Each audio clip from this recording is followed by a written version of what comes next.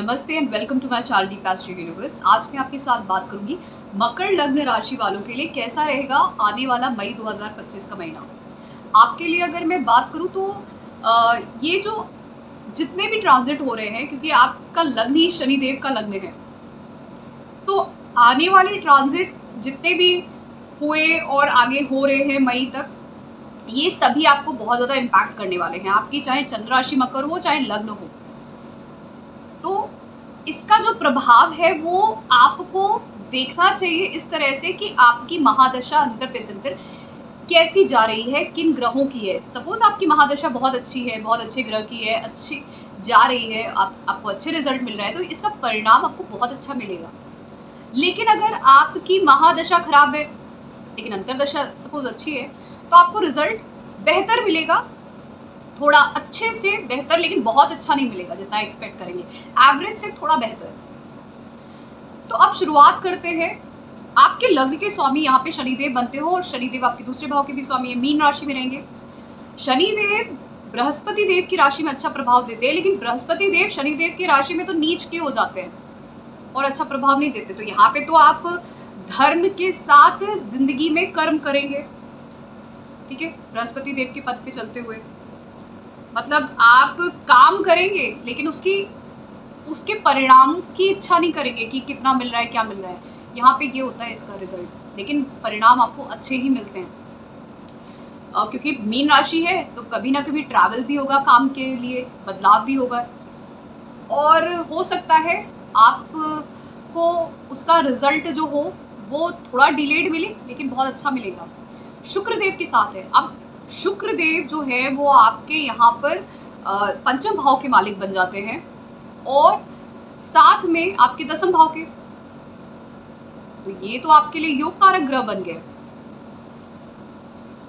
अब जब यहाँ पर योग कारक ग्रह की युति हो रही है शनिदेव के साथ आपकी मीन राशि तीसरे भाव में, तो वहां पर शनिदेव उपचय भाव में अच्छे माने जाते हैं, तीसरे भाव में। तो योग कारक ग्रह तो कहीं पे भी जाए वो अच्छा ही रिजल्ट देगा। तो आप बहुत मेहनत करने वाले हो, अपनी स्किल्स को डेवलप करने वाले हो, डेली ट्रैवल होंगे, और ये सब किस लिए करोगे? या तो अगर आप पढ़ाई कर रहे हो उसके लिए होगा ये सब चीज़ें, या फिर अगर आप कार्य क्षेत्र के लिए सोच रहे हो, नाम पद प्रतिष्ठा बढ़ाने के लिए, अपने कार्य क्षेत्र में बदलाव के लिए, तो आप पहले स्किल डेवलप करोगे, मेहनत करोगे। मेहनत कुछ भी कर सकता है, पढ़ाई करो या कुछ और करो, कुछ नया सीखो, स्किल डेवलप करो, पढ़ने के लिए भी जा सकते हो, ठीक है। स्थान परिवर्तन भी होगा यहाँ पे, लेकिन आपको रिजल्ट इसका धन के फॉर्म में बहुत अच्छा मिलेगा, नेम फेम के फॉर्म में बहुत अच्छा मिलेगा। चाइल्ड बर्थ की भी इंडिकेशन है। यही चीज़ आपके बच्चों के लिए भी अप्लाई करती है। अगर आपके बच्चे हैं उनके लिए भी यही सेम चीज़ अप्लाई करती है। और रिलेशनशिप में जहाँ पे आपके प्यार और किसी के साथ कोई संबंध है, वहाँ पे थोड़ी सी हो सकता है आपको ज़्यादा मेहनत करनी पड़े। अगर आप बैचलर्स में हो या स्कूल में हो तो मेहनत थोड़ी ज़्यादा करनी पड़ेगी, रिजल्ट आपको मिलेंगे। रिलेशनशिप में भी कुछ ऐसे ही होगा। चाइल्ड बर्थ के लिए भी प्रयास कर रहे हैं तो चाइल्ड बर्थ होगा, लेकिन थोड़ा सा हो सकता है आपको प्रयास करना पड़े, और हो सकता है क्योंकि शनिदेव हैं कुछ डिले करके चाइल्ड बर्थ हो या फिर कुछ उसमें दिक्कत आए, इस तरीके की चीज़ें होंगी। लेकिन होगा, लेकिन थोड़ा सा इशू ज़रूर होगा साथ में। और धन का लाभ भी होगा आपको, धन का लाभ और परिवार का बढ़ना, ये सारी चीज़ें भी होंगी आपके लिए, और बहुत ही ज़्यादा हार्ड वर्किंग हो जाओगे इस समय में आप। मंगल देव नीच के रहेंगे इस पूरे ही महीने। मंगल देव को अगर देखें तो मंगल देव आपके चौथे भाव के मालिक बनते हैं और साथ में 11वें भाव के, तो 11वें भाव के मालिक के फंक्शन मेलेफिक हो गए। अब ये नीच के रहेंगे तो अच्छी बात है। नीच मेलेफिक अगर नीच का हो रहा है आपके लिए, लग्न का जो आपका मेलेफिक है वो अगर नीच का हो रहा है तो ये तो अच्छा हुआ, और वो भी सप्तम भाव में। तो शादी के लिए प्रयास करें, शादी के योग बन जाते हैं और आपको कोई सही पार्टनर मिल सकता है। आप घर से रहते हुए ही कुछ नया कार्य शुरू करना चाह रहे थे, या आपके स्पाउस ही घर से रहते हुए कोई नया कार्य शुरू करना चाह रहे थे, तो ये हो सकता है, ठीक है। शादी के योग, बिजनेस स्टार्ट करने के योग, ये सब बनते हैं। लेकिन थोड़ा सा ध्यान दीजिएगा, इस समय में आपका क्रोध थोड़ा सा बढ़ सकता है, और आपके स्पाउस का भी थोड़ा सा वो इमोशनली डिफेंसिव हो सकते हैं। आपके स्पाउस बात बात पे डिफेंसिव होना, उनको ऐसा लगेगा कि जैसे लोग उन पे अटैक कर रहे हैं, इस तरीके से, तो वो उसको रिएक्ट करेंगे बात बात पे, हर एक छोटी बात पे रिएक्ट करना, ठीक है, ये चीज़ें हो सकती हैं। लेकिन कार्य क्षेत्र के लिए बहुत अच्छा है। थोड़ा स्पीच पे ध्यान रखने की ज़रूरत है, किसको? आपके स्पाउस को इस समय में। राहु केतु की बात करें तो राहु देव आपके कुंभ राशि में दूसरे भाव में रहेंगे, केतु देव सिंह राशि में आपके अष्टम भाव में। अब सिंह राशि में अष्टम भाव में केतु देव गूढ़ विद्या, रिसर्च ओरिएंटेड कामों के लिए बहुत अच्छे हैं, रिसर्च वर्क के लिए बहुत अच्छे हैं, ऑकल्ट साइंस, एस्ट्रोलॉजी के लिए बहुत अच्छे हैं। उसमें रुझान भी आएगा, सीख भी सकते हैं आप। अगर आपकी एज 42 या 48 या 40s में कुछ चल रही है तो इनहेरिटेंस के काम हो सकते हैं आपके। धन बढ़ेगा, राहु देव धन को बढ़ाते हैं दूसरे भाव में रहते हुए, लेकिन आपकी स्पीच को, वाणी को खराब करते हैं यहाँ पे। और क्योंकि मंगल देव की दृष्टि भी जा रही है आपके दूसरे भाव में, तो इस समय में मई के महीने में आप देखेंगे, खासकर 18 मई से या उससे थोड़े पहले से ही आप देखेंगे आपकी वाणी खराब हो रही है। हो सकता है आप अल्कोहल पीना, स्मोक करना, बहुत ज़्यादा ऑयली जंक फूड खाना, इस तरीके की चीज़ें स्टार्ट कर दो, तो उस पर भी ध्यान रखिएगा, वाणी पे ध्यान रखिएगा, लड़ाई झगड़ा मत करिएगा इसकी वजह से, लेकिन धन बढ़ेगा आपका। ठीक है। प्रॉपर्टी को लेके आपके घर में विवाद हो सकता है, इसके भी चांसेस दिखते हैं, या ब्रदर्स के बीच में, भाइयों के बीच में विवाद हो जाए, इस तरीके के चांसेस। फिर मैंने शुक्रदेव और शनिदेव की बात ही कर ली थी। फिर बृहस्पति देव की बात करें तो बृहस्पति देव तो आपको छठे भाव में रहेंगे, मिथुन राशि में 14 मई से। बृहस्पति देव आपके 12वें भाव के और तीसरे भाव के मालिक बनते हैं, तो फंक्शन मेलेफिक बन जाते हैं, छठे भाव में रहेंगे। तो ध्यान रखिएगा, 12वें भाव का मालिक छठे भाव में विपरीत राजयोग बनाता है, लेकिन बहुत कष्ट के बाद आपको कुछ मिलेगा। यहाँ पे कहाँ पे फायदा देंगे? कार्य क्षेत्र में फायदा देंगे, प्रोफेशन में फायदा देंगे, चेंज ऑफ प्लेस करवाएंगे, ट्रैवल होगा, धन बढ़ेगा, परिवार बढ़ेगा, लेकिन बहुत मेहनत के बाद। कुछ पहले किसी चीज़ का नुकसान होगा, फिर उसके बाद हेल्थ डिस्टर्ब करेगी, इसका ध्यान रखिएगा। किडनी, लिवर, इन सब पैनक्रियास से जुड़े हुए, पेट से जुड़े हुए प्रॉब्लम्स पे ध्यान दीजिएगा।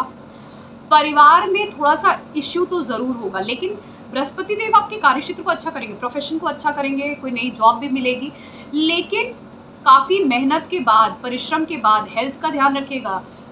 एक्सपेंडिचर्स भी होंगे, ट्रैवल भी होंगे, थोड़ा सा ध्यान रखिएगा। किसी पहले कोई इशू होगा, कोई विवाद होगा, कोई परेशानी होगी, कोई कंपटीशन होगा, फिर उसके बाद आपको चीज़ें मिलेंगी। कार्यक्षेत्र से जुड़ी हुई, स्टेटस राइज, धन से जुड़ी हुई, परिवार से जुड़ी हुई, ये सब चीज़ें। पहले नुकसान होगा किसी चीज़ का, हेल्थ का ध्यान रखिएगा। फिर यहीं पे सूर्यदेव जो आपके अष्टम भाव के मालिक बनते हैं, वो मेष राशि में रहेंगे, अपनी उच्च राशि में चौथे भाव में। यहाँ पे बुध देव भी रहेंगे मेष राशि में, और बुध देव आपके छठे भाव के और नवम भाव के मालिक बनते हैं, जो आपके लिए फंक्शन बेनिफिक हो जाते हैं। तो फंक्शन बेनिफिक आपके अष्टम भाव के साथ है, तो ये दिखाता है कुछ लोगों के, हो सकता है पिता के साथ घर में वाद विवाद हो, माता के साथ, या माता की हेल्थ डिस्टर्ब हो, आपका मन डिस्टर्ब हो, अथॉरिटीज़ के साथ, बड़ों के साथ आपकी लड़ाई झगड़े हो, आपका मन डिस्टर्ब हो, मदर का भी हेल्थ डिस्टर्ब हो, उनका मन डिस्टर्ब हो, घर का एनवायरनमेंट डिस्टर्ब हो, ये सब चीज़ें। लेकिन आपको इनहेरिटेंस से लाभ, या कोई प्रॉपर्टी में कोई इन्वेस्टमेंट किया था, इंश्योरेंस, एफडी, म्यूचुअल फंड, उससे लाभ, या आप रेनोवेट करवाना चाह रहे थे कोई प्रॉपर्टी को, ये भी हो सकता है, या कोई प्रॉपर्टी खरीदना चाह रहे थे, कोई विवाद था, वो सोल्यूशन वो मिल जाएगा, लेकिन पहले चीज़ें, इश्यूज पहले क्रिएट होंगे, फिर बाद में होगी वो चीज़।